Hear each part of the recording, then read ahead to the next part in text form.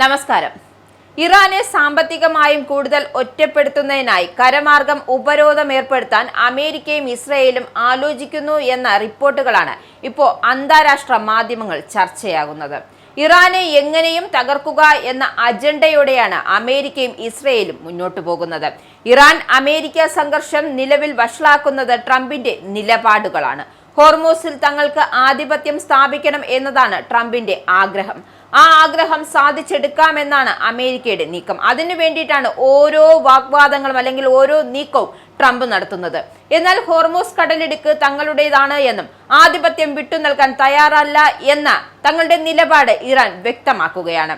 ഇറാന്റെ ആണവ പദ്ധതിയുമായി ബന്ധപ്പെട്ട ചർച്ചകൾക്കായി 60 ദിവസത്തേക്ക് വെടിനിർത്തൽ പ്രഖ്യാപിച്ചുകൊണ്ടുള്ള ഇടക്കാല കരാർ ഇതോടെ തകർന്നു തരിപ്പണമായി. ഫെബ്രുവരി 28-ന് യുഎസും ഇസ്രയേലിനും മേൽ ഇറാനുമേൽ യുദ്ധം ആരംഭിച്ചപ്പോൾ ഹോർമൂസ് കടലിടുക്ക് ഇറാൻ അടച്ചിരുന്നു.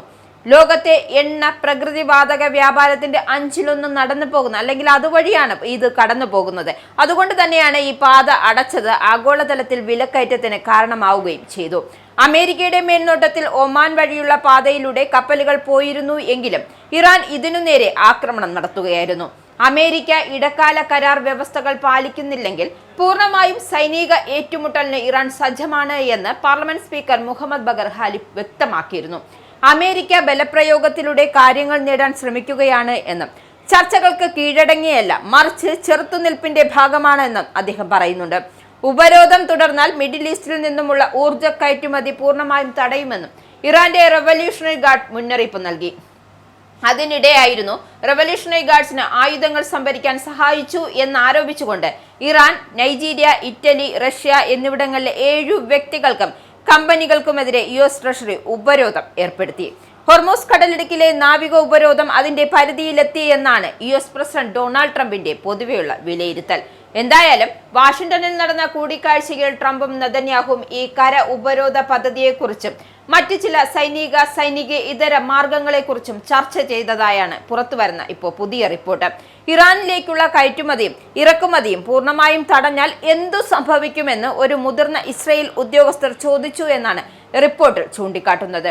ഈ കര ഉപരോധം വിജയിക്കണമെങ്കിൽ ഇറാഖ്, തുർക്കി, പാകിസ്ഥാൻ, അഫ്ഗാനിസ്ഥാൻ, തുർക്കിമെനിസ്ഥാൻ, അർമേനിയ, അസർബൈജാൻ തുടങ്ങിയ സമീപ രാജ്യങ്ങളുടെ സഹകരണം അത്യാവശ്യമാണ്. എന്നാൽ ഈ രാജ്യങ്ങൾ ഉപരോധത്തിൽ പങ്കെടുത്താൽ ഇറാനിൽ നിന്നും തിരിച്ചടി നേരിടേണ്ട ഒരു സാഹചര്യം കൂടി ഉണ്ടാകും. എന്തായാലും ഇറാനിലേക്കും തിരിച്ചുമുള്ള ചരക്കു നീക്കം നിയന്ത്രിക്കാൻ ഈ രാജ്യങ്ങളെ കൊണ്ട് സമ്മതിപ്പിക്കാൻ അമേരിക്കയും ഇസ്രായേലിനും കഴിയുമോ എന്നതാണ് ഉയരുന്ന മറ്റൊരു ചോദ്യം.